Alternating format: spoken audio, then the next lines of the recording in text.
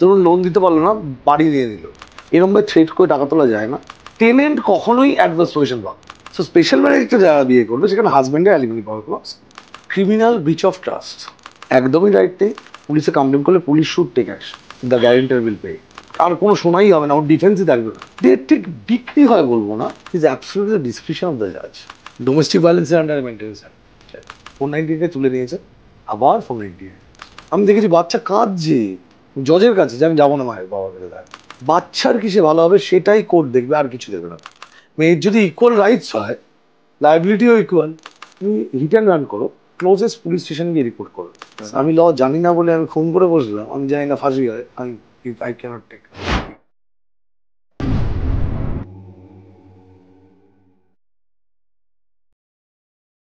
নমস্কার বন্ধুরা, এতক্ষণ আপনারা দেখিয়ে নিয়েছেন। আজকে আমার সঙ্গে প্রধান অতিথি হিসেবে আছেন অ্যাডভোকেট সায়ক চক্রবর্তী স্যার। নমস্কার। নমস্কার, থ্যাংক ইউ আমাদেরকে সময় দেওয়ার জন্য। আচ্ছা, প্রথমেই জিজ্ঞাসা করবো, আপনি যেহেতু আইন নিয়েই কাজ করছেন সবসময় এবং এত মানুষের হেল্প করছেন মানুষকে, তো আইন নিয়ে তো আমাদের মনের মধ্যে সবসময় একটা টেনশন থাকে। একদম। প্রথমেই একটা জিনিস বলি, মানে কোনো কিছু হলেই একটা লয়ারের চিঠি এসছে, এইটা দিয়ে ভয় শুরু হয় মানুষের মধ্যে। মানে তাতে ফোনের বিল যদি ডিউ হয় 200 টাকা, তাতেও লয়ারের চিঠি চলে আসে। তো এই লয়ারের চিঠি আসা মানেই কি সে পানিশেবল একটা বিরাট অফেন্স করে ফেলেছে?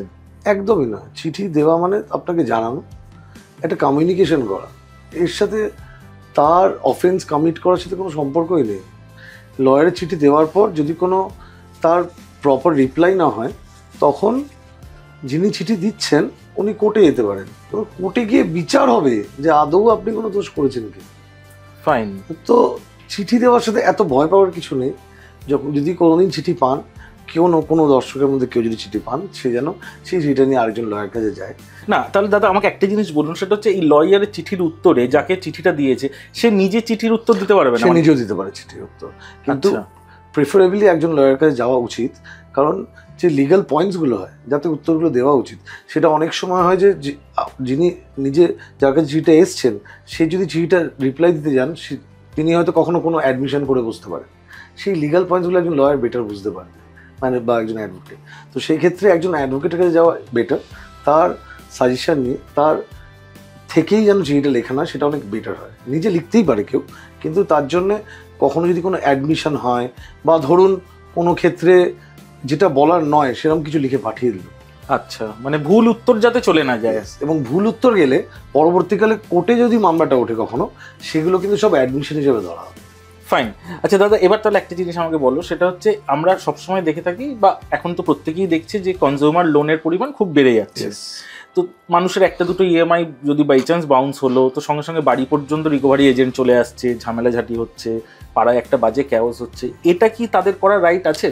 একদমই রাইট নেই। সেই ক্ষেত্রে অবশ্যই পুলিশে একটা কমপ্লেন দেবে, এবং যে NBFC, non banking financial corporation, বা যে ব্যাংক থেকে আসছে, এরা বেসিক্যালি থার্ড পার্টি ওই হয়, এরা কিন্তু ডিরেক্ট ব্যাংক থেকে আসে না বা এনবিএফসি থেকে আসে না। আচ্ছা, মানে এরা মাঝখানের একটা এজেন্ট। ইয়েস, এদেরকে হায়ার করা হয় এই কাজগুলো করার জন্য, এবং অবশ্যই তাদের ম্যানেজারকে এবং আরবিআইকে জানানো উচিত। আরবিআই গাইডলাইন্স আছে যেখানে বলা হচ্ছে এরমভাবে রিকভারি করা is not the right way. You have to either go to the DRT or there is civil court. আপনাদের কাছে কোর্ট আছে, কোর্টে গিয়ে মামলা করুন। এরমভাবে থ্রেট করে টাকা তোলা যায় না। পুলিশে কমপ্লেন করলে পুলিশ শুড টেক অ্যাকশন। আচ্ছা, মানে এইরকম যারা এই সমস্যাগুলোর মধ্যে পড়ছেন, বা বাড়িতে বাই চান্স যদি এসে এরকম ক্যাওয়াস হয়, তো তারা সরাসরি লোকাল থানায় যেতে পারে। লোকাল থানায় যাবেন, এবং অবশ্যই আরবিআইকে জানানো হবে, কারণ আরবিআই গাইডলাইন্স আছে। আরবিআইকে জানাবে কি? মানে একটা আমজনতার পক্ষে তো আর আরবিআই জানাতে পারবেন, ইমেল আছে। এটা যদি আমাদের দর্শক বন্ধুদের একটু ফরম্যাটটা বলেন, মানে কি আরবিআই সাইডে গিয়ে, ওয়েবসাইটে গিয়ে just search for the email, ইমেলে গিয়ে একটা মেল করলে they will reply to you. It's like a complain, grievance cell. RBI grievance সেলে গিয়ে জানাবেন যে এরকম ভাবে ব্যাংক থেকে এই করেছে, দে উইল টেক অ্যাকশন। তো তারা তো এটাই বলবে যে তুমি ডিফল্টার কেন, 2 মাস বাউন্স হয়েছে কেন? হতে পারে। তো আপনি কোর্টে যান, কোর্টে গিয়ে মামলা করুন। This is not the, you cannot threat and take out money. আচ্ছা, আপনি কোর্টে যান, কোর্টে গিয়ে বলুন। যদি সিকিউরড অ্যাসেট হয়, যেখানে ধরুন কিছু মর্টগেজ আছে, তাহলে ডিআরটিতে যাওয়া যেতে পারে। ডিআরটি বলতে ডেট রিকভারি ট্রাইব্যুনাল। আচ্ছা, যদি সিকিউরড অ্যাসেট না হয় তাহলে সিভিল কোর্টে যাবে, সিভিল কোর্টে গিয়ে চাইবে। তো সিভিল কোর্টে গেলে সেখান থেকে যেটা রায় হবে সেটা পাবে। তো দিস ইজ নট রাইট গিয়ে বাড়িতে গিয়ে থ্রেট করা বা জিনিসপত্র তুলে আনা, দ্যাট ক্যানট বি ডান। মানে বাড়ি ইজ পানিশেবল অফেন্স। বাড়ি বা বিজনেস বা যে কোনো তার যে প্রেমাইসেস ওখানে থার্ড পার্টি কেউ আসতে পারে না। No, that is a punishable offence. আপনি ট্রেসপাস করতে পারেন না, আপনি জিনিসপত্র নিয়ে আসতে পারেন না, আপনি গিয়ে থ্রেট করতে পারেন না, বাজে ব্যবহার সেগুলো করতে পারেন। তাহলে এই যে শোনা যায় যে এই লোনের টাকা দিতে পারেনি, গাড়ি তুলে নিয়ে চলে গেছে, এগুলো কি করে হয়? এটা হয় হলো গাড়ি তুলতে কখন পারে, কোর্টের অর্ডার নিতে হবে। ওকে, কোর্টের অর্ডার নিতে হবে। যে বাড়িতে টাকা ধরুন লোন দিতে পারলো না, বাড়ি নিয়ে নিল, বাড়ি কি করে নেয়? বাড়ির জন্য আগে ডিআরটিতে যেতে হবে, ডিআরটিতে গিয়ে কোর্টের অর্ডার নিতে হবে, নিয়ে আপনার 13(2) এর নোটিশ, 13(4) এর নোটিশ করতে হবে সারফেসি অ্যাক্টের অনুযায়ী। তারপর সেটাকে ডিস্ট্রিক্ট ম্যাজিস্ট্রেটের থেকে একটা অর্ডার নিয়ে পুলিশ নিয়ে গিয়ে আপনাকে বাড়ির পজিশন দিতে হবে। তো there is a procedure to follow. You can not just go and say কি আমার এই জিনিসটা চাই আমি নিয়ে চলে গেলাম। You need a court order for that. Fine. আচ্ছা, এই জায়গা দিয়ে একটা জিনিস জিজ্ঞাসা করছি, সেটা হচ্ছে এই লোনের ক্ষেত্রে আমরা দেখি যে গ্যারেন্টার, হ্যাঁ, তো কেউ যদি সত্যি ডিফল্টার হয়, গ্যারেন্টারের কতটা রিস্ক আছে? যদি অবশ্যই রিস্ক আছে, অবশ্যই আছে। যদি রিকভারি এর থেকে না হয় বা এর প্রপার্টি থেকে না হয়, তাহলে গ্যারেন্টারকে দিতে হবে। Guarantor steps into the shoes of the original borrower. কিন্তু অনেক ক্ষেত্রেই তো হয় যে একটা ক্যাজুয়াল লোনের ক্ষেত্রে একটা বন্ধুকে বলে এটা সাইন করে দে না উইটনেস হিসেবে, ওটা কিন্তু খুব উইটনেস না, গ্যারেন্টার আর কি, ওটাই। Guarantor and witness are two different. Guarantor মানে ইউ গ্যারেন্টি যে if he fails to pay, the guarantor will pay. So that is a legal. কিন্তু আমার ধারণা মানে অনেক দর্শক বন্ধুই হয়তো এরকম বন্ধুর খপ্পরে পড়ে গ্যারেন্টার হিসেবে হয় সাইন করে ফেলে, হয়তো তাদেরকে ফোন আসে, তাদেরকে ওই করা হয়, অনেক কিছু হয়। এখন দেখবেন আরেকটা জিনিস, ফোন আসে অনেক সময় যে আপনারা কি টাকা, আপনি লোন নিয়েছেন, আপনি যেখানে লোন নেননি হয়তো অন্য কারোর নাম বলছে যে আপনার বন্ধু হয়। বেসিক্যালি এরা কি করে, এগুলো সব ট্যাপ লোন হয়। এরা যখন আপনি অ্যাপ থেকে লোন নিচ্ছেন তখন আপনার কন্ট্যাক্ট লিস্টে ডাউনলোড করে নেয় ওরা। তো কেউ ডিফল্টার হলে সবাইকে মেসেজ পাঠায়, সবাই যাতে পিয়ার প্রেশারে এসেও টাকাটা দিয়ে দেয়। এইগুলো সমাজের নাম খারাপ হচ্ছে। ইয়েস, এইগুলো একটা পদ্ধতি। কিন্তু গ্যারেন্টার হয়ে কোথাও সাইন করলে বলছেন রীতিমতন এটা আইনে আছে যে তাকেই দিতে হবে। যদি এ না দিতে পারে, এর প্রপার্টি থেকে না হয়, তাহলে অবশ্যই guarantor will step into the shoes of the borrower. Fine. আচ্ছা, এবারে বলুন, কোনো পরিবারের মাথা ধরে নিলাম, লোন নিল এবং তারপরে তিনি এক্সপায়ার করলো, সেই ক্ষেত্রে কার উপর বার্ডেন আসবে? এটা সিপিসিতে খুব ভালো করে বলা আছে যে কখনো যদি কোনো লোন হয়, বা লোন শুধু না, কোনো টাকা ধরুন লাইবিলিটি আছে, লাইবিলিটি যদি আমরা বলি, তাহলে ধরুন আমার লাইবিলিটি আছে, আমার ছেলে মেয়ে বা আমার ওয়াইফ আমার পরে ততটাই লায়াবেল হবে যতটা তারা আমার প্রপার্টি ইনহেরিট করছে। আচ্ছা, এবার আমার যদি কিছু না থেকে থাকে তাহলে তাদের কোনো লায়াবিলিটি নেই। ওকে, মানে সে যদি ভাড়া বাড়িতে থাকে এবং তার যদি কোনো বিষয় না থাকে, মানে আমি যদি কোনো ইনহেরিট করিনি ধরুন কিছু, আমি আমার বাবার থেকে, কিন্তু বাবার লোন ছিল, আমার কোনো টাকা দিতে হবে।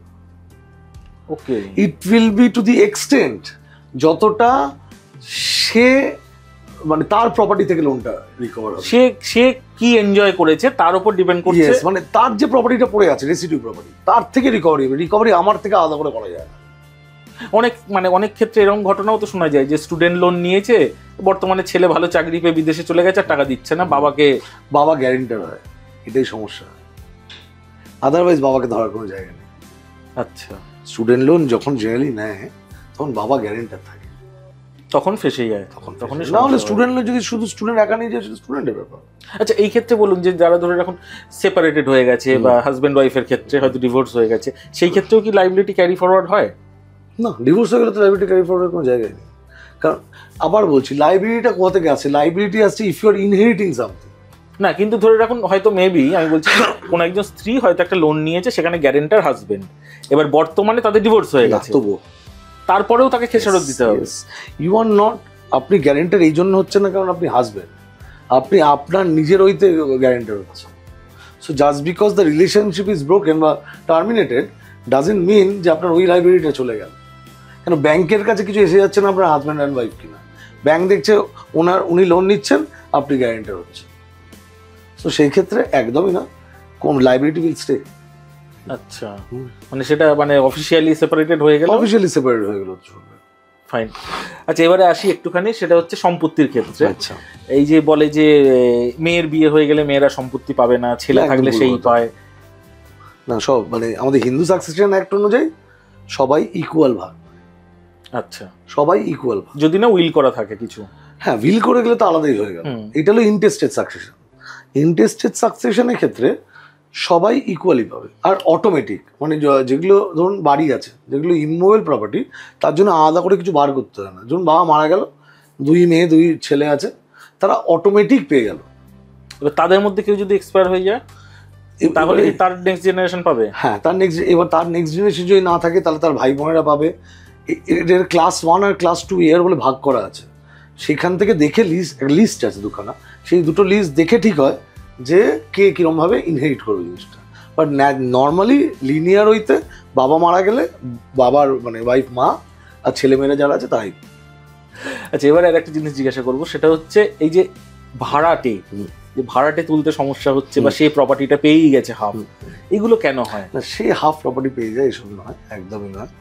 ভাড়াটে তুলতে সমস্যা যদি বলেন, তার বেশি ওই আমি বলবো ভাগ রিজন হলো আমাদের মানে সিস্টেম অফ জুডিশিয়ারি, মানে জুডিশিয়ারি আমাদের লিগ্যাল সিস্টেম, সেটা প্রবলেম আমাদের। তার কারণ হলো অনেক সময় লাগে। আদারওয়াইজ প্রসিডিওরগুলো কিন্তু খুব মানে ডিটেলস যে লেখা, মানে আইনে আছে, অ্যাবসলিউটলি আইন অপশনই আছে, ওনাকে তুলতে পারবেন আপনার। এখানেও একটা ব্যাপার আছে, আইন মানে ভাড়াটে দুরকম। একটা প্রিমাইসেস টেনেন্সি অ্যাক্ট, সেটা কি যদি একটু বলেন খুলে? এইটা হলো মেনলি একটা আনা হয়েছিল টু প্রোটেক্ট দি টেনেন্টস। আচ্ছা।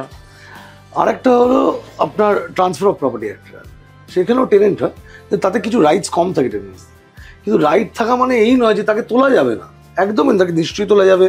সে যেটা আগে হতো 200 টাকা রেন্ট দিচ্ছে, 300 টাকা ফেয়ার রেন্ট আপনি ক্লেম করতে পারবেন। ফেয়ার রেন্ট না দিলে ওকে অটোমেটিক উঠে যেতে হবে। তাহলে এখনো তো মানে কলকাতায় কিছু পুরোনো বাড়িতে শুনি 50 টাকা ভাড়ায় আছে। কারণ হলো মামলাগুলো চলতে থাকে, কেউ ফলো আপ করে না এই জন্য। আচ্ছা, অন্য কোনো কারণ নেই। যদি প্রপারলি ফলো আপ করা যায় এবং মামলা যদি ঠিক টাইমে করা যায়, যথেষ্ট এফিসিয়েন্ট আমাদের ল। মানে তোলা সম্ভব ভাড়া? অবশ্যই সম্ভব।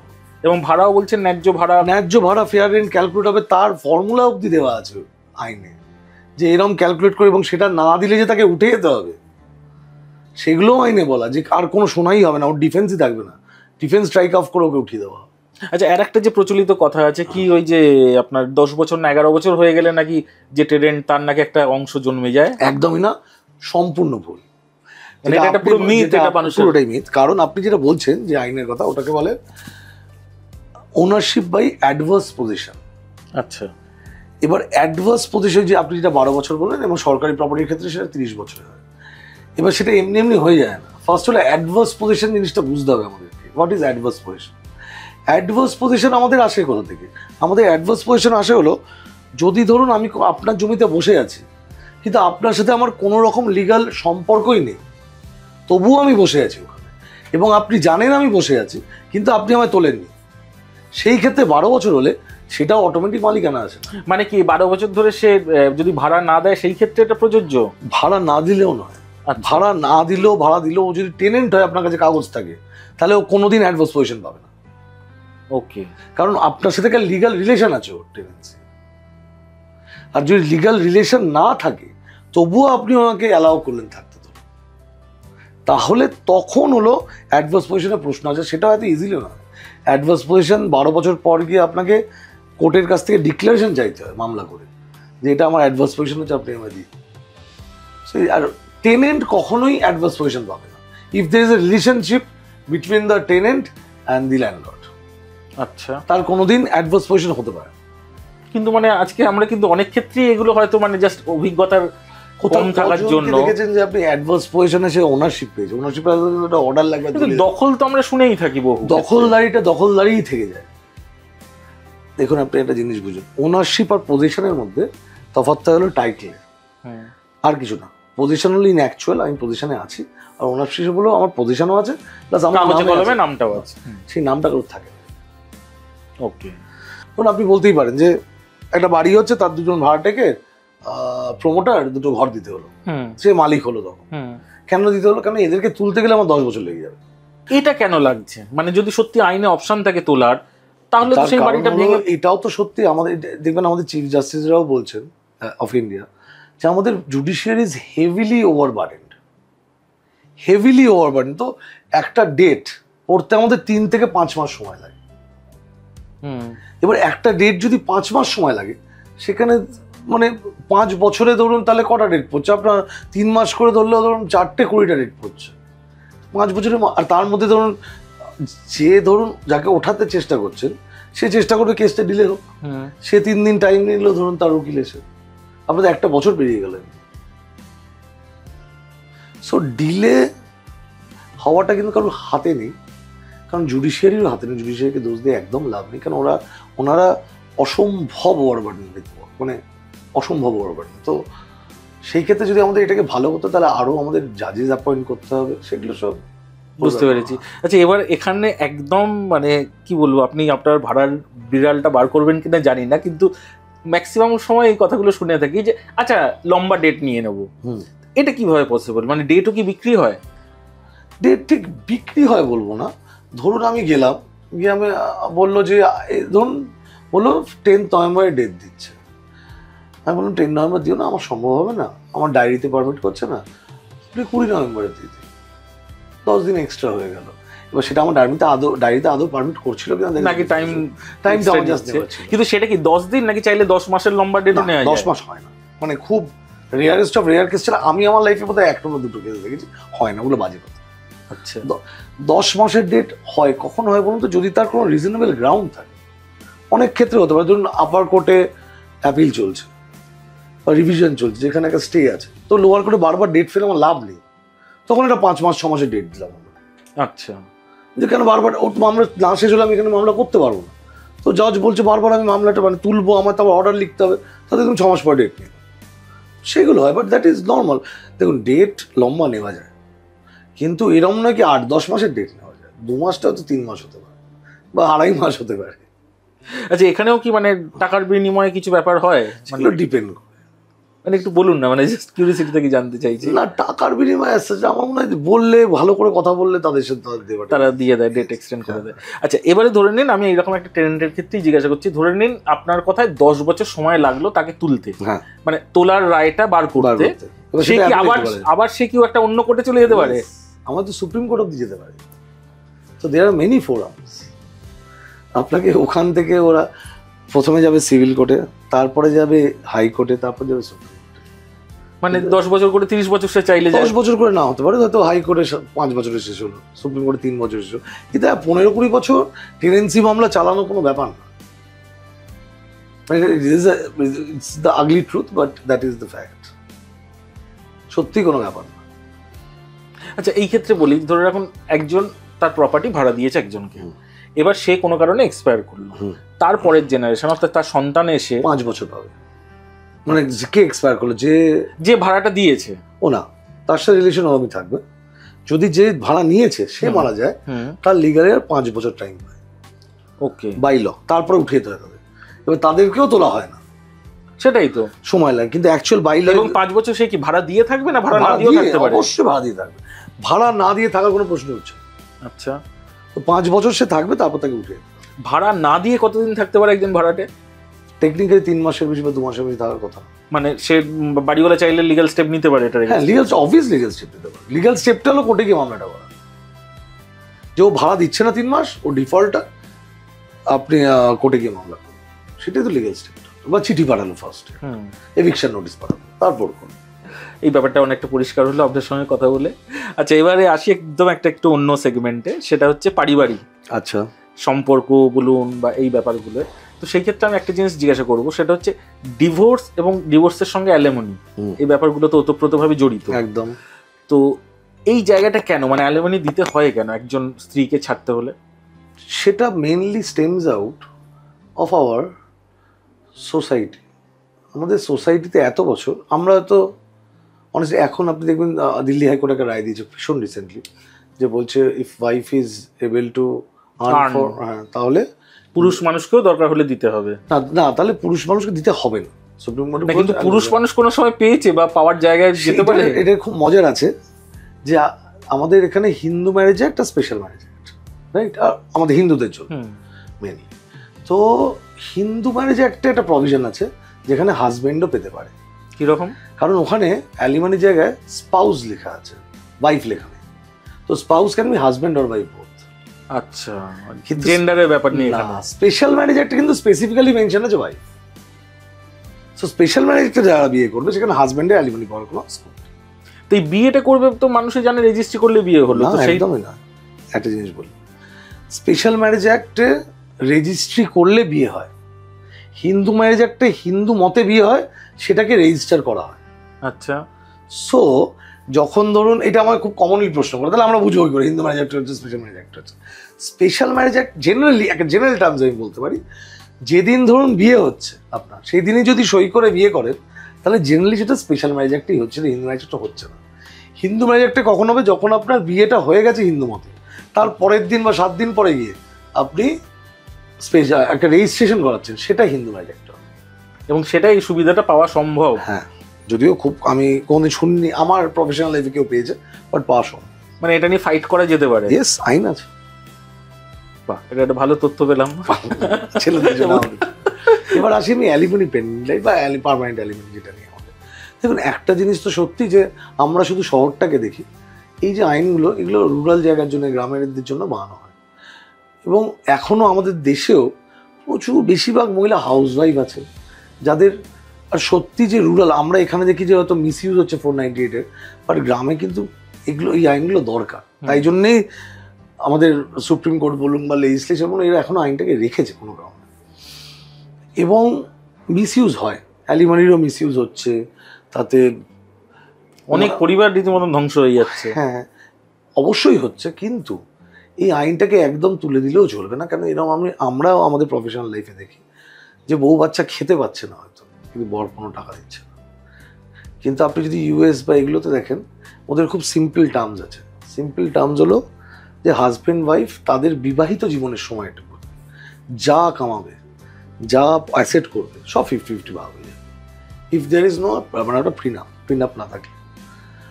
তো এরকম তো এখানে নয়, আমাদের হলো যে সাস্টেন করার জন্য, ইকুয়ালি হাজব্যান্ডের মতো সাস্টেন করার জন্য যে টাকাটা দরকার সেটা দিতে হবে। সেটা আমার মনে হয় এই আইনটা জরুরি, যদিও মিসইউজ হচ্ছে প্রচুর, কিন্তু আইনটা তবুও জরুরি আমার মনে হয়। তাহলে আমাকে বলো, এই যে মানে তাহলে 498 নিয়ে যে এত ভয় মানুষের মধ্যে, 498-এ এই যে যেটা বললাম 498A সেকশনটা, তো এ বড়, এ কেন বড়? কারণ এটাকে অ্যামেন্ড করে বানানো হয়েছিল ফর আ স্পেসিফিক পারপাস। কেন ডাউরি ডেথস এত বেড়ে গেছিলো এবং ডাউরি নিয়ে ক্রাইম এত বেড়ে গেছিলো, তাই জন্যে আমাদের লেজিসলেচার মনে করেছিল এই সেকশনটাকে ইনসার্ট করা উচিত। এবং এই সেকশনের যেটা মেন হয়েছিল হলো ইনগ্রিডিয়েন্ট, যে কোনো যদি ক্রাইম হয় ইন কানেকশন উইথ ডাউরি বা কোনো ক্রুয়েলটি হয়, রাদার ক্রুয়েলটি হয় ইন কানেকশন উইথ ডাউরি, তখন এই 498 সেকশনটা অ্যাট্রাক্ট হতো। আর সেক্ষেত্রে কী হতো, হাজব্যান্ড এবং যদি ইনলজের এগেনস্টে কমপ্লেন হয়, সবাইকে অ্যারেস্ট করে দিত পুলিশ। এই যে পুলিশের কাছে, আমি একদম প্রথম থেকে বলছি, পুলিশের কাছে একজন স্ত্রী গিয়ে অভিযোগ করছে যে আমাকে ফিজিক্যালি অ্যাসল্ট করেছে, মানে মেন্টাল ফিজিক্যালি অ্যাসল্ট বা মেন্টাল অ্যাসল্ট হলেও হবে। আচ্ছা, তার তো কোনো মিটার বা কিছুই নেই? না, কিচ্ছু নেই। ফার্স্টেই হবে অ্যারেস্ট, এবং অ্যারেস্টে বাবা মা যদি বয়স্ক হয়, মানে ইনলজ, তাহলে তারা 2 দিনে বেল পাবে, আর হাজব্যান্ড তো 7 দিন মোটামুটি থাকতো। এবার যেটা হলো, তার ক্ষেত্রে হাজব্যান্ডের চাকরি নিয়ে অসুবিধা হতো, গভর্নমেন্ট চাকরি করলে তার সাসপেনশন হয়ে, মানে বিচার হবে পরে। বিচার তো এটা নয়, এটা জাস্ট ইনভেস্টিগেশন স্টেজে, এরপর চার্জশিট পড়বে, তারপর ট্রায়াল হবে, তারপর বিচার হবে, তার আগেই মোটামুটি 7 দিন জেল কেটে দিচ্ছে আসবে। এবার যেটা হলো, যেটা আমাদের জুডিশিয়ারি যখন দেখলো এটা বারবার মিসইউজ হচ্ছে, আর খুব দুঃখজনক, যাদের জন্য করা হয়েছিল সেকশনটা তাদের কাছে পৌঁছলো না। হ্যাঁ, কারণ গ্রামের মহিলারা হয়তো মার খেয়ে নেবে, তারা এসে কমপ্লেন করবে না, আমার বড় নামে করবো, কিন্তু আরবান এরিয়ায় এত মিসইউজ হলো জিনিসটা যে supreme court, mainly Arnesh Kumar বলে একটা জাজমেন্ট আছে আমাদের, সেই জাজমেন্টে সুপ্রিম কোর্ট বললেন যে না, অ্যারেস্ট করা যাবে না, তুমি এনকোয়ারি করো, ইনভেস্টিগেট করো, এবং 41A CRPCর একটা নোটিশ দাও। তাতে বলছে কি, তুমি অ্যারেস্ট করো না, তোমার ইনভেস্টিগেশন পারপাসে তাকে তুমি ডাকো, যতবার ইচ্ছে তুমি ডাকো, যতদিন ও কমপ্লাই করছে তুমি তাকে অ্যারেস্ট করার চেষ্টা করো, অ্যারেস্ট না করার। তাহলে বর্তমানে 498 করলে আর বাড়ির কেউ এরকম মা বাবাকে তুলে জেনারেলি না, একদম বর্তমানে খুব রেয়ারেস্ট অফ কেসে হয়, আদারওয়াইজ হয় না, এখন হয় না। এখন সুপ্রিম কোর্ট স্পেসিফিক্যালি এবং তারপরে সাবসিকুয়েন্ট প্রচুর জাজমেন্টস বলে দিয়েছে যে না, এটা করবে না।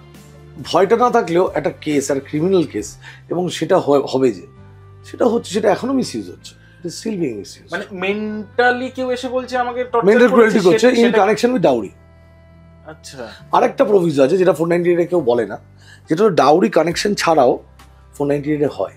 কখন হয়? যদি এতটাই ক্রুয়েলটি করা হয়, দ্য ওম্যান কন্টেমপ্লেট সুইসাইড। তো এই জায়গা থেকে কোনো পরিবার যদি সত্যি এরকম একটা কেস খায়, তো সেখান থেকে কতদিনেই নিস্তার পায় বা কি এর পরিণতি হয়? মামলা চলতে থাকে। জেনারেলি যেটা আমরা দেখেছি, জেনারেল যে মামলা ততদিন দেখুন, এই মামলা নিষ্পত্তি হওয়া খুব শক্ত।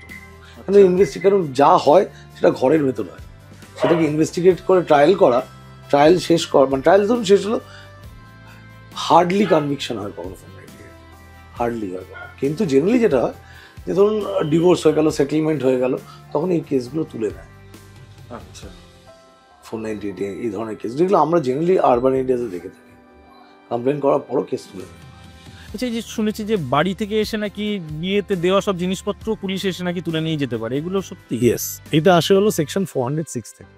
406 কি বলছে? 406 বলছে যে ক্রিমিনাল ব্রিচ অফ ট্রাস্ট, আপনাকে কিছু এনট্রাস্ট করে দেওয়া হয়েছে, আপনি সেটা মিসইউজ করছেন। এবার এই ক্ষেত্রে এটাকে কি বলা হয়? যে আমরা সাকসেশন অ্যাক্টে দেখি পরিষ্কার লেখা আছে, একজন স্ত্রী বিয়ের সময় যা পাবে যে কোনো ফ্যামিলি মেম্বারের থেকে, যার থেকে, সেটাকে স্ত্রীধন বলা হয়। মানে যা বিয়েতে গিফট পাচ্ছে সেটা স্ত্রী তো, এবং তার মা বাবা যেটা দিচ্ছে সেটা তো তার। তা তো হচ্ছেই, প্লাস যা মানে বরের বাড়ি থেকেও যা গিফট পাচ্ছে সেগুলো স্ত্রীধন হয়। তো সেই ক্ষেত্রে সেই স্ত্রীধনটাকে বলা হয়, ওরা বলে যে আমার 406 মানে ক্রিমিনাল ব্রিচ অফ ট্রাস্টে ওরা রেখে দিয়েছে জোর করে। তখন পুলিশ সেই স্ত্রীধনটা রিকভারি করার জন্য আসে এবং সেটাকে রিকভারি করে নিয়ে যায়, এবং তখন বন্ড দিয়ে বা কোর্টে সাবমিট করে মহিলাকে বলতে হয় যে এই জিনিসগুলো আমার, আপনি আবার ফেরত দিন, তখন কোর্ট তাকে দেয়।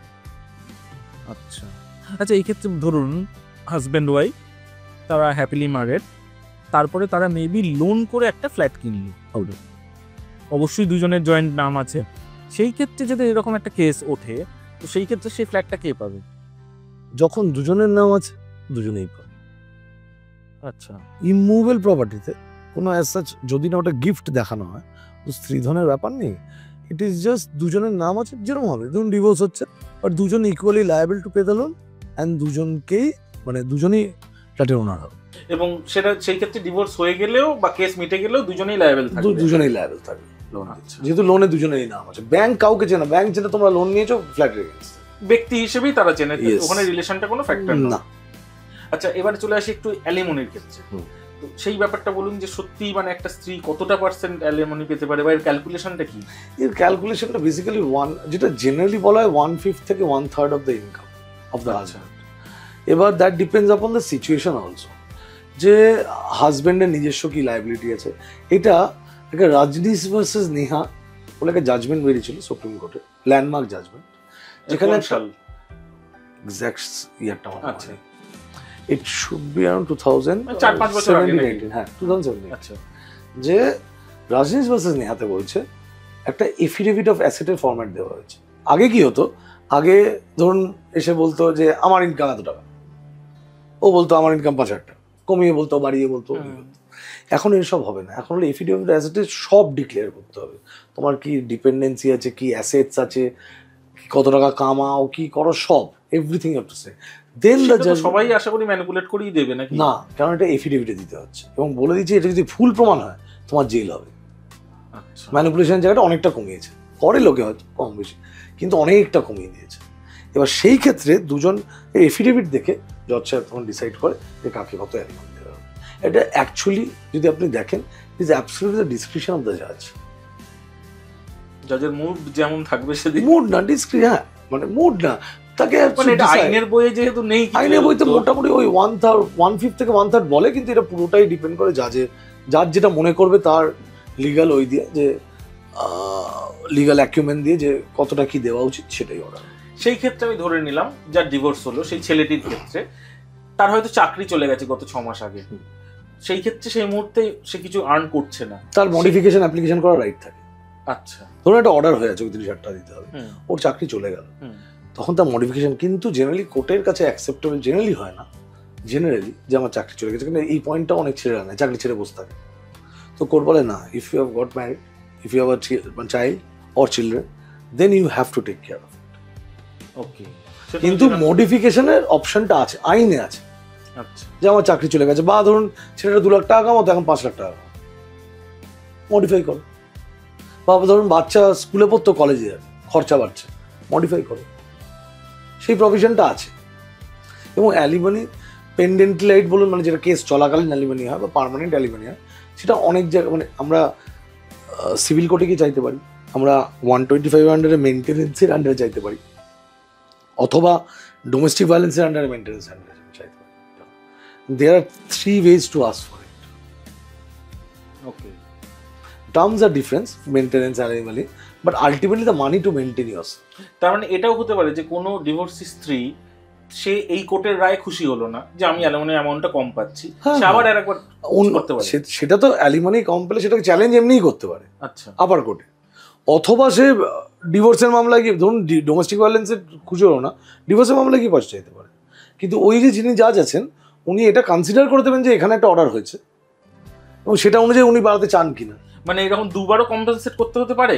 দুবার হয় না জিনিসটা হলো ওই এই কম্পেনসেশনটাকে কনসিডার করে ওই কম্পেনসেশনটা দেওয়া হবে, এবার সেটা বাড়তেই পারে। আচ্ছা, এবারে ধরুন যে মহিলা 498 করলো, হ্যাঁ, সে আবার আন্ডার টেবিল সেটিং করলো যে না ঠিক আছে আমি এই কেসটা তুলে নেবো, আমাকে এত টাকা দাও, হ্যাঁ। সেটা পসিবল? এটা আন্ডার টেবিল সেটিং, এটা মিউচুয়াল এগ্রিমেন্ট হয়, জেনারেলি না, মিউচুয়াল। আমি যেটা জানতে চাইছি, খুব ইন্টারেস্টিং জায়গা এটা, সেটা হচ্ছে ধরে নিন একজন মহিলা সে 498 কেস করলো একটা পরিবারের, অর্থাৎ তার হাজবেন্ডের বিরুদ্ধে, এবং সে বললো আমাকে ভাই 5 লাখ টাকা এখন দাও, আমি তাহলে কেসটা তুলবো।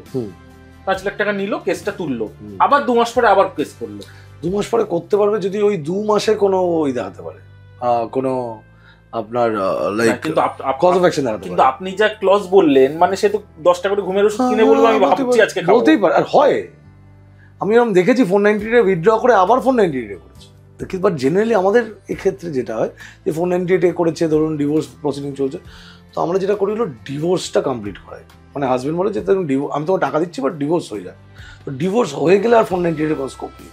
বাট আমি এরকমও দেখেছি 498 তুলে নিয়েছে, আবার 498 করেছে সাবসিকুয়েন্টলি। কি অবস্থা! আচ্ছা, এবারে আরেকটা জায়গা বলুন, সেটা হচ্ছে একজন স্ত্রী অর্থাৎ বা এক্স স্ত্রী আর কি, সে অ্যালিমনি পাচ্ছে বর্তমানে, হয়তো মেবি 6 মাস আগে তার ডিভোর্স হয়ে গেছে, সে অ্যালিমনি বর্তমানে পাচ্ছে, তার হাজবেন্ড মারা গেল, তখন অ্যালিমনি কে দেবে? কেউ দেবে পাবে না। আচ্ছা, তখন যে তার মা বাবা বেঁচে আছে মানে তাদের দিতে হবে লাইবিলিটিস, বা তার ভাই আছে তাকে দিতে Alimony হবে। is maintaining your wife. It is the husband's duty. আচ্ছা, Because the order was on the husband. এখানে কোনো আলাদা মানে it is not a মানে ওই লাইবিলিটি যেটা মানে বাবা মায়ের কাছে যাবে। আর যেহেতু ডিভোর্স কমপ্লিট হয়ে গেছে, না একটা হতে পারে যে ওর যে প্রপার্টিটা আছে সেটার থেকে যদি অ্যালিমনি ডিরাইভ করা যায়, সেটাও হতে পারে। সেটা হতে পারে। নিস্তত্ব নেই তার মানে। নিস্তার সেটাও হতে পারে যে হাজবেন্ড মারা গেছে, ওর প্রপার্টি থেকে, because there is an order of alimony, এক্সিকিউশনে গিয়ে সেই টাকাটা চাওয়া যেতে পারে। আচ্ছা, মানে হয়তো তারা 2 ভাই, প্রপার্টির হাফ হলে তার 50% এ পেয়ে যেতে পারে। 50% পাবে না, অ্যালিমনিটুকুই পাবে। আচ্ছা, ওই অ্যামাউন্টের যেটা হয়, ইয়েস, সেটাকে এক্সিকিউট করা যেতে পারে। বাট জেনারেলি মারা গেলে কিছু পাওয়ার কথা নয়, বাট আইনের প্রভিশন দেখলে এটা করা যেতে পারে। আচ্ছা, এবারে বলুন এই যে ডিভোর্স কেস চলছে বা 498 কেস চলছে, সেই ক্ষেত্রে যদি ওই মেয়েটির অন্য কোনো সম্পর্ক যদি প্রতিস্থাপন করা হয় কোর্টে, অথবা সেই যদি আরেকটা বিয়ে করে, তাহলে কি অ্যালিমনি বন্ধ হয়ে যায়? আরেকটা বিয়ে করলে অ্যালিমনি বন্ধ। আচ্ছা, এবার সেটা যদি রেজিস্ট্রিতে বিয়ে না করে, সে যদি বিয়ে মানে এমনি যদি হিন্দু মতেও বিয়ে করে তাহলেও বন্ধ, কিন্তু সেটা প্রমাণ করতে হবে বিয়ে হয়েছে। আচ্ছা, আর অন্য লোকের সাথে রিলেশনশিপ থাকলে জেনারেলি অ্যালিমনিতে অবভিয়াসলি এফেক্ট পড়ে, বিকজ ইটস ইন জাজেস মাইন্ড।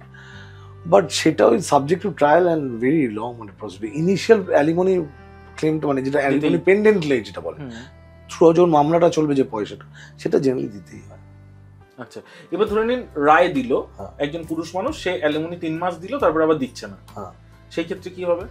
সেক্ষেত্রে এক্সিকিউশন বলে বা ইয়ে করছে, মানে 2 মাস দিচ্ছি 1 মাস দিচ্ছে না, এক্সিকিউশন ফাইল হবে। আচ্ছা, এবং এক্সিকিউশন ফাইলে যদি না টাকা দেয় তাকে অ্যারেস্ট করে আনা হবে, অ্যারেস্ট করে রাখা হবে যতক্ষণ না সে টাকা দেবে। আর সে যদি 1 মাসে টাকা না দেয় তাহলে 1 মাস জেল খাটতে হবে তাকে, আবার তাকে টাকা দিতে হবে, যদি না দেয় আবার তাকে ধরে আনা হবে, আবার তাকে জেল হবে। তার আগে একটা DW বলে জিনিস হয়, ডিস্ট্রেন ওয়ারেন্ট। যে ডিস্ট্রেন ওয়ারেন্টটা দিয়ে করা হয় কি, আপনার প্রপার্টি যদি কিছু থাকে সেটা নিয়ে এসে সেটা বিক্রি করেও টাকা দেওয়া যেতে পারে, সেটা যাদের কাছে পাওয়ার থাকে, এক্সিকিউশন কোর্টের কাছে পাওয়ার থাকে সেটা। ওকে, অনেকটা ব্যাপার পরিষ্কার হচ্ছে, নিশ্চয়ই আপনাদেরও হচ্ছে। আচ্ছা, এবারে জিজ্ঞাসা করবো, সেটা হচ্ছে যেহেতু আমরা ডিভোর্স প্রসঙ্গেই আছি, সন্তান যদি থাকে, হ্যাঁ, সে মানে কার কাছে যাবে, মায়ের কাছে না বাবার কাছে, বা এটা কি এটা দুজনের কাছেই যেতে পারে, বাট Judgment সন্তান হয়। জেনারেলি খুব ছোট থাকে এবং বিশেষ করে যদি মেয়ে সন্তান হয় তাহলে মায়ের কাছেই যায়। মানে খুব ছোট, মানে এখানে বয়সের প্যারামিটারটা যদি একটু বলেন। 8 বছর জেনারেলি বলে, 8 আচ্ছা। Years is the parameter, but that I have cases যেখানে অদ্ভুতভাবে 3 বছর, 3 না 3.5 বছরের মেয়ে বাবাকে হ্যান্ড ওভার করা হয়েছে, মাকে না। এরকমও কেস আছে। আই ক্যানট মানে গো সেখানে ইনটু কি details of the ground case. ছিল ওখানে? ইট ওয়াজ মেনি থিংস, মায়ের সম্পর্ক এইসব নিয়ে ছিল, বাট এরকম ছিল। সেখানে কিন্তু বাবাকে দেওয়া হয়েছে হ্যান্ড ওভার করা হয়েছে, মাকে না। আচ্ছা। কিন্তু হ্যাঁ, জেনারেল রুল ইজ মায়ের কাছেই যায়। না, কিন্তু এই যে অনেক ক্ষেত্রে আমরা এগুলো শুনে থাকি যে ডিভোর্স হয়ে গেছে, হয়তো কোর্ট থেকে বলেওছে যে বাবা দেখা করতে পারবে বা কিছু, তাকে দেখা করতে দিচ্ছে না। তখন আবার ওই কোর্টে গিয়ে বলতে হয় এবং অর্ডারটাকে এক্সিকিউট করতে, যে আপনি যে অর্ডারটা দিয়েছেন সেটা মানা হচ্ছে না, আপনি এটাকে মান। এটা অনেক সময় হয়, এটা বেশিরভাগ সময় এটাই হয়, যে ধরুন দেখা করতে দেয় না। এটাকে বলে পেরেন্টাল এলিয়েনেশন। খুব রিসেন্টলি এই জন্যেই আমাদের ক্যালকাটা হাইকোর্ট একটা গাইডলাইন্স বার করেছে, ওর অনলাইন সাইটে আপনারা পেয়ে যাবেন, দেখতে পারেন আপনারা। তো এই পেরেন্টাল এলিয়েনেশনটা যাতে না হয় তাই জন্য কোর্টও বলে যে না, তুমি দেখা করো। আরেকটা কি হয়, এটা একটা ন্যাচারাল হয়, কেউ ইচ্ছা করে হয়তো করে না, কিন্তু যার কাছে বাচ্চা থাকে সে নর্মালি তার বাচ্চাকে ওরমভাবে কন্ডিশনিং করা অন্যজনের এগেনস্টে, মাইন্ড ওয়াশ চলছে। সে হয়তো ইচ্ছা করেও করছে না, বিকজ তার মাথায় ওটা চলছে ওর এগেনস্ট, কেন এত ঝামেলা এত ঝামেলা। তো বাচ্চাটা ওটা অ্যাডাপ্ট করে শেখে। তো সেক্ষেত্রে একটা হেট্রেড না বললেও, hatred will be very strong word, একটা ওই জন্মায়, একটা বিতৃষ্ণা জন্মায়, বা একটু সময় না কাটানোর ওই জন্মায়, সেগুলো হয়। সেগুলো কোর্ট চেষ্টা করে যাতে কোর্ট ইনফ্যাক্ট বাচ্চাকে ডেকে কথা বলে, যদি বাচ্চাটা সেরকম বয়স থাকে আর কি, কথা বলে বোঝার চেষ্টা করে যে বাবার কাছে কেন যাবে না বা মায়ের কাছে কেন যাবে না। দিয়ে আস্তে আস্তে ধরুন প্রথমে দিল ভিজিটেশন 1 ঘন্টা, প্রথমেই বললো না যে না তুমি ওর বাড়ি গিয়ে থাকো, 1 ঘন্টা 2 ঘন্টা করে করে কমফোর্টেবল করে যদি দেখে যে তারপর বাচ্চা কমফোর্টেবল, তখন বাড়িতে থাকাটা এগুলো কোর্ট সেগুলো। আমি আমার পার্সোনাল এক্সপিরিয়েন্সে 90%, 95% times most of the court has এই বাচ্চার ব্যাপারে খুব খুব ওই সিরিয়াস ওই নিয়ে চলে, খুব। মানে দুজনকে সমান প্রাধান্য দেয়। হ্যাঁ অবশ্যই। না, এখানে একটা ব্যাপার আছে, দেখুন এটা মামলা জেনারেলি গার্জিয়ানস অ্যান্ড ওয়ার্ডস অ্যাক্টের আন্ডারে হয়, রাইট? তো এর এপিটোম হলো, মানে যেটা সব থেকে ইম্পর্টেন্ট জিনিস হলো যে বাচ্চার কিসে ভালো হবে, বাবা মায়ের কিসে ভালো হচ্ছে, বাবা মা কি করছে কিসে জানে না, বাচ্চার কিসে ভালো হবে সেটাই কোর্ট দেখবে, আর কিছু দেখবে না। না, কিন্তু মাসে একদিন দেখা করে কার কি ভালো হবে আর কার কি খারাপ হবে? ও তো বলছে যে না, তাতেও হয়। আমি দেখেছি বাচ্চা কাঁদছে জজের কাছে যে আমি যাবো না মায়ের বাবার কাছে দেখা করতে, আর শি ইজ বিকামিং হিস্টেরিক, সেটাও দেখেছি। তো এইগুলো খুব, এই যেহেতু ফ্যামিলি ল একটু কি বলবো, খুব ফ্লুইড, মানে it cannot be in like yes or no, good or bad. So ওটাকে আর বিশেষ করে বাচ্চাদের, কারণ এটা আমার পার্সোনাল মতামত যে একটা ডিভোর্স যখন হয় সব থেকে বেশি সাফার করে বাচ্চা, সব থেকে বেশি একটা বাচ্চা সব থেকে সাফার করে। তো তাকে হ্যান্ডেল করা কোর্টের জন্য অনেক শক্ত, কিন্তু কোর্ট অনেক বুঝে শুনে, আমার এক্সপিরিয়েন্স দেখেছি আমি, কোর্ট খুব বুঝে শুনে করে কাজ, খুব বুঝে শুনে। ফাইন, অনেকটা বড় চ্যাপ্টার ক্লিয়ার করলেন আজকে। আচ্ছা, এবারে আমরা আসবো, সেটা হচ্ছে মা বাবার ক্ষেত্রে। আচ্ছা। একটা সন্তান কতটা মানে আইনত দায়বদ্ধ মা বাবাকে দেখার জন্য শেষ বয়সে? দেখুন, একটা তো হলো কিছু কিছু আইনে ভেঙে ভেঙে আছে, একটা কোনো কমপ্লিট আইন নেই যেটা এটা বলছে বাবা মাকে কতটা ছেলে দেখবে। ফার্স্ট যেটা আমার মাথায় আসে সেটা হলো মায়ের ক্ষেত্রে এই যে ডোমেস্টিক ভায়োলেন্স অ্যাক্ট যেটা আছে, protection of women against domestic violence, যেহেতু প্রোটেকশন অফ উইমেন তাই বাবা এটা পায়, মা ছেলে এগেন্স্টে করতে পারে, বাড়ি বা রেসিডেন্সিয়াল রাইট পেতে পারে, অ্যালিমার টাকা পয়সা পেতে পারে থাকার জন্য, এগুলো মা পেতে পারে, বাবা নয়। এই আইনের একটা আইন এসছে যেটা হলো সিনিয়র সিটিজেন অ্যাক্ট, সেটা কিন্তু এইগুলোকে খুব প্রোটেক্ট করছে, তাতে বাবা মা যে কেউ যে সিনিয়র সিটিজেন 60 বছরের ওপর তাদের প্রোটেকশনগুলো দিয়েছে এই ক্ষেত্রে, সেগুলো আছে ছেলের ওপর, এবং সন্তান বাউন্ড তাদের টাকা দেওয়া প্রত্যেক মাসে। সেগুলো অর্ডার করা, সেটা একটা মোর অ্যাডমিনিস্ট্রেটিভ ওই, মানে প্রথমে ওটার প্রসিডিওরটা হলো ওটা এসডিও কে বা ডিএম কে চিঠি করতে হয়, কোর্টে যেতে হয় না। আচ্ছা, ওরা ডিসিশন নেয়, বিকজ কোর্টের টাইম সাপেক্ষ, তো ওটাকে আরো ইজিয়ার করে দিয়েছে। তো সেখানে ওই পদ্ধতিতে এগোলে ইট ইজ মানে senior citizen act is very pro old peoples act, যেখানে বাবা মা, শুধু বাচ্চা কেন, আরও অনেকের থেকে, যাদের ধরুন কাউকে কোনো প্রপার্টি গিফট করেছে, অন্য কেউ গিফট করেছে কিন্তু সে আর তাকে দেখছে না, সেগুলোকেও এনফোর্স করা যায়। নাতি বলুন, নাতনি বলুন, ভাই বলুন, সবাই জাস্ট তাদের বয়সটা 60-এর ওপর হতে হবে এই অ্যাক্টের আন্ডারে আসতে গেলে।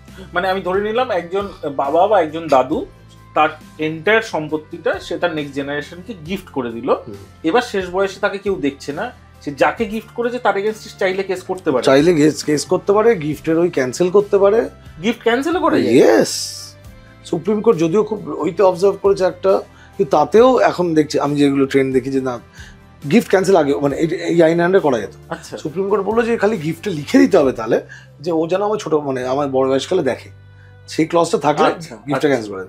কিন্তু যদি গিফট ক্যান্সেলও না করে, এসডিও বা ডিএম অর্ডার দিয়ে তুমি দেখো, দেখাশোনা করো, নাহলে আমি গিফট ক্যান্সেল করে দেবো, তোমার দেখতে হবে।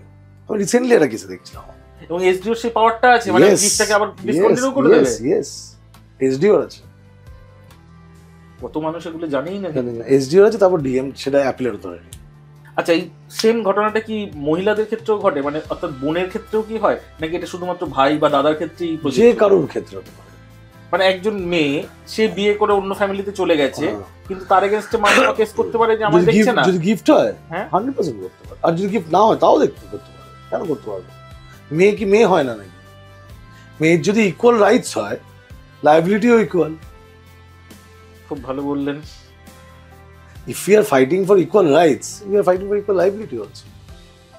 তাই তো, কারণ যেসব পরিবারে ধরে রাখুন, আমি ধরে নিলাম পুত্র সন্তান নেই, না তাহলে কে দেখবে? আর যদি পুত্র সন্তান থাকেও, ইফ যখন ইনহেরিট করছি তখন ভাই বোন দুজনেই পাবে। এদিকে শুধু দেখার ওই ভাইয়ের তো নয়, সে তো হতে পারে না কখনো। Liability remains the same. আচ্ছা, সেম, অর্থাৎ তাদের পুরো একদম শেষ বয়সে দেখাশোনা করতেই হবে। না করলে ইউ ক্যান মুভ এসডিও বা DM under senior citizenship act. You can move senior citizenship অ্যাক্টে এসডিও বা ডিএম যদি সেরকম স্টেপস নিচ্ছে না, you can move to high court under 220 article 226। আচ্ছা, এবারে বলুন যে আমরা তো অনেক হোম দেখি যেখানে অনেক মানে এরকম বয়স্ক সিনিয়র সিটিজেনরা আছে, তাদের পরিবারে কেউ দেখছে না, তারা তাহলে এরকম আইনের সাহায্য নেয় না কেন? আমার ধারণা অর্ধেক লোক ইনফর্ম নয়, কিছু লোক তাদের ছেলে মেয়েদের থেকে কষ্ট পেয়েও তাদেরকে কিছু করতে চায় না। বাবা মা ইজ অলওয়েজ ফরগিভিং, আর হয়তো ওই মিনসটা থাকে না, the rich and the means you should have. কেন দেখুন, তাদেরকে ওখান থেকে বেরিয়ে এসে, তার তো বয়স হয়েছে, তাকে বেরিয়ে এসে তার কারো সাহায্য লাগবে, সেই সাহায্যটাই নেই তার কাছে হয়তো। যদিও আমাদের সরকার বলুন, আমাদের সব জায়গায় বলা আছে লিগাল এড এদের জন্য ফ্রি, কোনো এসএলএসএ আছে, ডিএলএসএ আছে, district legal service authority, state legal service, এদের জন্য সব ফ্রি এগুলো বয়স্ক। বাট ওই লোকেদের নলেজ বলুন, ওই বলুন, তাই জন্য অ্যাভেল হয় না আমার ধারণা। কিন্তু অ্যাভেল করা উচিত। Everybody should be aware of the legal provisions that we have. It is very important. এটা আমাদের আইনে বলা আছে যে ignorance of fact is an excuse, ignorance of law is not an excuse. মানে লটা জানতেই হবে। আমি ল জানি না বলে আমি খুন করে বসলাম, আমি জানি না ফাঁসি হয়, I can't take that. It is very simple. So law জানাটা ইজ ভেরি ইম্পর্টেন্ট। এই অ্যাওয়ারনেসটা আমাদের স্কুলস থেকে তৈরি করা উচিত এখনো। কিন্তু সেই অর্থে তো ল তো কেউ পড়ে না, বা ল নিয়ে কিছু হয় না হচ্ছে। এখন বেশিরভাগ স্কুলে লিগ্যাল স্টাডিজ পড়াচ্ছে, শুরু হচ্ছে। আচ্ছা, এবার ধরে নিন যারা পড়েনি, অর্থাৎ আমাদের মতন জেনারেশনের মানুষ, তারা যদি অনলাইনে এটা নিয়ে তথ্য জানতে চায়, কোথায় যাবে, কোন সাইটে যাবে? কোথাও সাইটে যেতে হবে, জাস্ট গুগল টাইপ, গুগলে এআই এসে গেছে, টাইপ করুন, সব ইনফরমেশন দিয়ে দেয়, কিচ্ছু করতে হবে না। কোন সেকশন কি হয়, সব সব সব এভরিথিং ইউ উইল গেট। বেকার ওই 4টে সাইটের নাম বলে ওসব কিচ্ছু করতে হবে না। গুগলে গিয়ে জাস্ট লাইন লিখুন, পেয়ে যাবেন। অথবা এআই চ্যাট জিপিটিতে গিয়ে জিজ্ঞাসা করুন, সব বলে দেবে। বাট চ্যাট জিপিটি, দেখুন একটা জিনিস আমি আপনাকে বোঝাই, একটা হলো ইনফরমেশন দেওয়া কালেক্ট করে, একটা হলো সমস্যার সমাধান দেওয়া। দে আর টু ডিফারেন্ট থিংস। ঠিক কথা। আমার পার্সোনাল মতামত, এআই বলুন যাই বলুন, সে সমস্যার সমাধান কখনো দিতে পারবে না। কেন, সে একটা সেট অফ তথ্যতে বিশ্বাসী, তথ্য এবং সেট অফ লজিকেই বিশ্বাসী। That might be huge number of logics, but then it is limited eventually. Human conscious is not limited. তাই জন্যে একজন, এটা আমি অলওয়েজ মনে করি, লিগাল ক্ষেত্রে জাজমেন্ট বলুন, এই দেওয়ার ক্ষেত্রে যদি কেউ এআই ইউজ করে, that will be wrong, it is according to me. Because মানুষের ওই কনসিয়াসটা খুব দরকার একটা জাজমেন্ট দেওয়ার জন্য বা একটা কিছু অ্যানালাইজ করার জন্য। সো তথ্য পাওয়ার জন্য গো টু এআই। বাহ, আমরা একদম প্রোগ্রামের শেষের দিকে চলে এসেছি। একদম একটা টপিক নিয়ে আমরা শেষ করব, সেটা হচ্ছে এই যে আমরা সুইসাইডের ক্ষেত্রে দেখি যে সুইসাইড নোট, এটা কতটা গুরুত্বপূর্ণ? অবভিয়াসলি গুরুত্বপূর্ণ। সেটা কি মানে কাগজে কলমে পেপারে লিখলেই সুইসাইড নোট হয়, নাকি অন্যভাবে কেউ টেক্সট করে দিল বা মেল করে দিল সেটাও সমানভাবেই গ্রাহ্য? দেখুন, এখানে দুটো প্রভিশন চলে আসছে, দুটো আলাদা আইন চলে আসছে। একটা হলো সুইসাইড নোট ইটসেলফ, সেটা আসছে হলো আপনার ডেথ ডিক্লারেশনের মতো। ডেথ ডিক্লারেশন কি বলছে হলো দেখুন সুইসাইড নোটটাকে কখনো ওই করা যায় না, মানে ওটাকে অ্যাফার্ম করার জন্য তো কেউ নেই, সে তো মারা গেছে যে নোট লিখেছে, সে কোর্টে দাঁড়িয়ে অ্যাফার্ম করতে পারবে না এই নোটটা আমি লিখেছি। কিন্তু যেহেতু একটা মানুষ লিখে মারা গেছে, তাই জন্য এটাকে এভিডেন্স অ্যাক্ট অনুযায়ী খুব প্রাধান্য দেওয়া হয়, এবং প্রাধান্যতে বলা হচ্ছে it is a very good evidence suicide note. এবার যদি আপনি বলছেন যে মেসেজ করে দিল কিছু, সেই ক্ষেত্রেও যদি প্রমাণ হয় যে উনি মেসেজটা করেছেন, তাহলে it will taken as suicide note. আচ্ছা, বিকজ জেনারেলি আমাদের কি হয়, যে কোনো ইলেকট্রনিক এভিডেন্স যদি আমাদের সাবমিট করতে হয়, একটা এফিডেভিট দিতে হয় 65B এর আন্ডারে, সেকশন 65B। কিন্তু সমস্যাটা হলো যে সে তো মারা গেছে, সে তো দিতে পারবে না। কিন্তু যেহেতু ওটা suicide note, it will be taken up যদি বলে যে ওনার ফোন থেকে গেছে, উনিই করেছেন না। ফাইন, একদম শেষের দিকে চলে এসেছি। একটা জিনিস আমাকে বলুন, সেটা হচ্ছে এবার একটু মোটর ভেহিকলস নিয়ে জানতে চাইবো।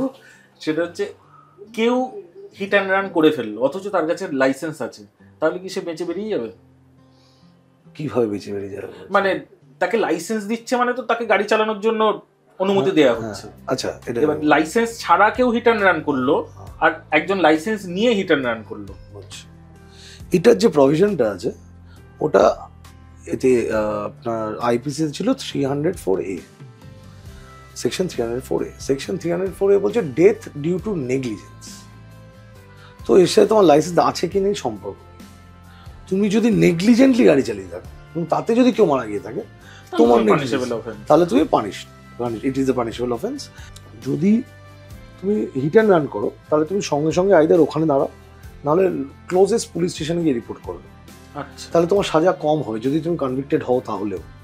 আর তুমি যদি পালিয়ে যাও, তাহলে তোমার সাজা ডবল হয়ে যাবে। যাতে কেউ না পালায় হিট অ্যান্ড রান করে, খবরটা দেওয়া যায়। এটা বিএনএস এ নতুন চেঞ্জ করেছে। মানে এটা থেকে অ্যাটলিস্ট আপনারাও বুঝতে পারছেন, কোনো সময় যদি গাড়ি ড্রাইভ করতে গিয়ে যদি অ্যাক্সিডেন্টও হয়, পালিয়ে যাওয়াটা উচিত না। Go to the police station, because 304A is a bailable offence. Okay, আপনি পরের দিন সকালে বেল পেয়ে যাবেন। কিন্তু হ্যাঁ, ওই কেসটা চলবে। কিন্তু এখন বিএনএস আসার পর থেকে যেটা হয়েছে যে আপনি যদি পালিয়ে যান, সাজা ডবল হয়ে যায়, 5 বছর 10 বছর হয়ে যাবে। তো সেটা না করে দয়া করে যান, গিয়ে পুলিশে জানান।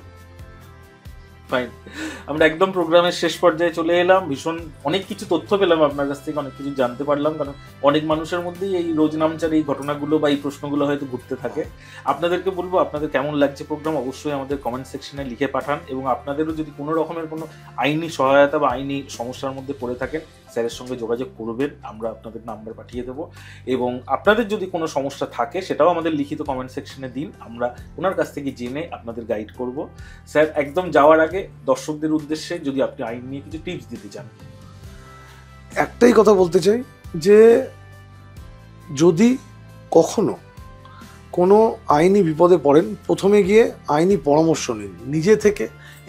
এটার কারণই হলো যখন কোনো শরীর খারাপ হয় লোক ডাক্তারের কাছে যায়, আপনারা অবশ্যই লয়ারের সহায়তা নিন। যদি মনে হয় you can't afford a lawyer, আপনারা লিগাল সার্ভিস অথরিটি, লিগাল এডের কাছে যান। কিন্তু অবশ্যই যাই করবেন যেন লিগাল কোনো লয়ারের হেল্প নিয়েই করবেন, তাহলে আপনাদের অনেক সুবিধা হবে। থ্যাংক ইউ, নমস্কার।